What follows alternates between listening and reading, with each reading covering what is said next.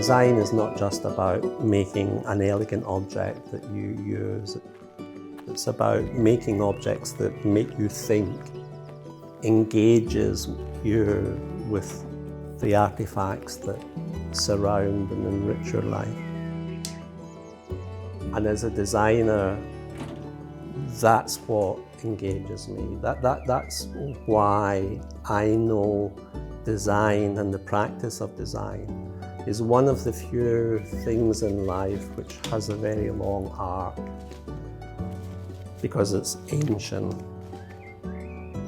We've had a desire to create beautiful objects since we've moved beyond the basic essentials of living.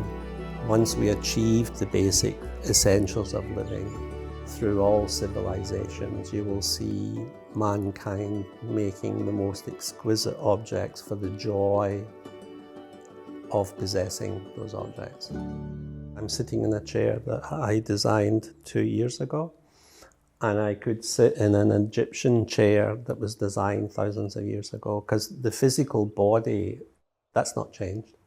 And even the cultural parameters of chairs and tables and beds have maintained themselves.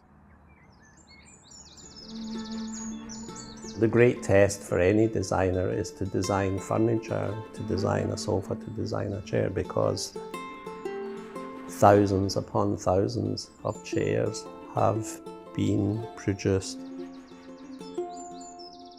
The interesting thing about design and making is that you have to make, and I physically have to make to see.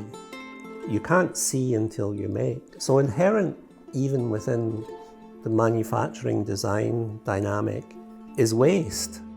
When you're doing one chair, you will prototype 5, 6, 7 chairs in order to find the one chair, because everyone wants to do the best possible. I've not met many people who revel in mediocrity and only want the pursuit of mediocrity. Most people, given the chance, will pursue excellence if you context it correctly. So even in the dynamic of design and manufacturing, waste is always part, because you cannot think, we cannot create without wasting. Because we need to do one, understand its shortfalls, and then refine it and do the second, understand its shortfalls, refine it, and then hopefully the one that comes out at the end has a value that's worth then putting out into the world. The question is, can we do this with intelligence? And I think we're now coming out of a period where we behaved with a little lacking of intelligence. As Orangebox, even as a manufacturer, can we do this with a little more intelligence? And I think optimistically enough people are now saying, yes, I think we can do it. And we certainly, we're an environmentally smart manufacturer.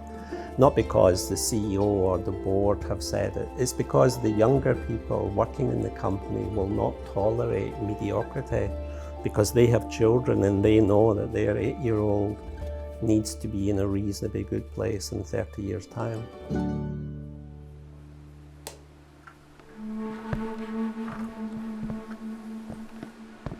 This idea that smart working is also about the objects itself, because I now talk about smart manufacturing, which comes from smart working, and this runs deeply through the company now, even our newest product like Beyond the Desk. The biggest influencer on the manufacturing of Beyond the Desk has been trying to design a product that is manufacturingly as smart as it can be in its use of material. That the guys analysed what happens if we make the frame in wood environmentally, what happens if we make the frame in aluminium environmentally. And then they looked at the totality of that, and then we made the decision to do the wood because environmentally it's the smarter solution. Every material choice, whether we don't use glue, whether we use a staple, whether we don't use a staple, not just to the environmental consequence of what we're making, but also thinking more about the multiple life of a product.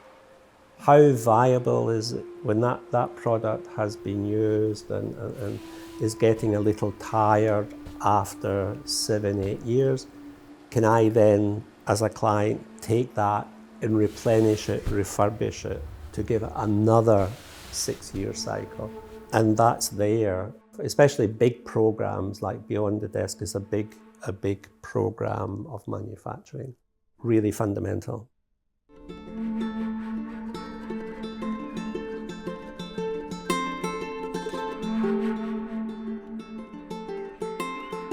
I love the workplace, the office, because technology is more visible within the dynamics of change within the workplace than many other places. And that's why early on we came up with the narrative of smart working. Well, it means trying to work in a smart way. When you're almost in a condition of permanent flux and change, you have to be smart about it. And smart working was basically a sign to say, well, first of all, smart is quite a nice suggestion. Smart working, so you're working in a smart way. What does it mean? Well, it means that you're already, by saying something, engaging like smart working. What you find when you come into smart working, if it were the same as everything else, it wouldn't work. You're already setting up the idea that something more interesting is happening here. Smart working was the opening into the new landscape that we wanted to create within the world of the workplace. The beauty of workplace is it is nothing without people doing what they need to do within the workplace. And if you think about the people and the needs of the people, then they clarify what the furniture is about.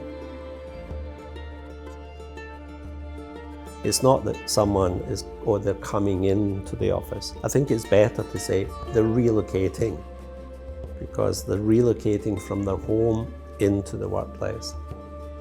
So the dynamics, the aggregate of the landscape that they're coming into has to have consequence that is worth that migration. So make that migration really, really beneficial and worthwhile and super pleasurable.